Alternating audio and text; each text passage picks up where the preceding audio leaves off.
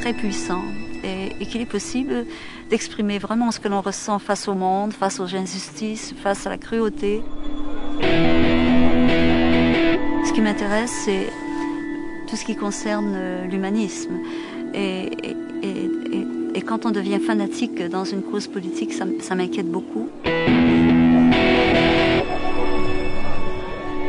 Voici un auteur qui, depuis près de 50 ans, poursuit une œuvre avec une constance, une rigueur absolument remarquable. Marie-Claire Blais a réussi à asseoir sa réputation de très grand écrivain en donnant une œuvre toujours d'une exigence parfaite. Elle a toujours suivi ce sillon qu'elle avait tracé toute jeune déjà, sans jamais faire de compromis et en approfondissant toujours sa manière et sa matière également. Elle a une vision tout à fait neuve du monde. Et de son monde, c'est ça qui est intéressant, du monde du 20e siècle, du monde d'aujourd'hui, presque du monde à venir.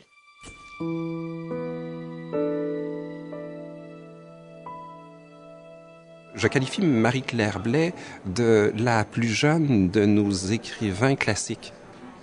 Elle a écrit des livres qui sont étudiés aujourd'hui dans les écoles, comme n'importe quel classique. Puis elle écrit aujourd'hui dans ce qu'on appelle l'avant-garde, et puis elle est peut-être même de l'avant-garde de l'avant-garde. For people of my generation, she's very important. I would suspect that for people of the young generation coming up in Quebec, people in their 20s and 30s, or even teenagers starting to read and write, she will now have become an iconic figure. Somebody almost mythical. Sort of like some strange pioneer person who did this impossible thing. C'est une œuvre qui va vivre plus que 100 ans, tant qu'à moi. Marie-Claire, c'est la plus grande écrivaine à l'heure actuelle, et ici, et le titre est mérité. She's a very accomplished artist and at the very top of the observers of life. Mon nom c'est Carole, puis je retourne aux études, je fais mon mémoire de maîtrise sur votre romancier. Ah oui? Oui. Oui? Souvent, un écrivain pour nos étudiants, c'est quelqu'un qui est mort, ou c'est quelqu'un qui est vieux, puis c'est quelqu'un qui produit plus.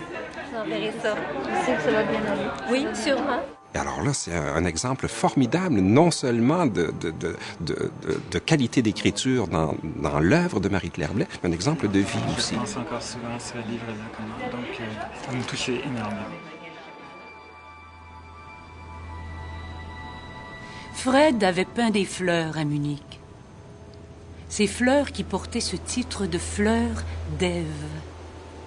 Fraîches, comme si elles eussent été peintes dans l'Éden.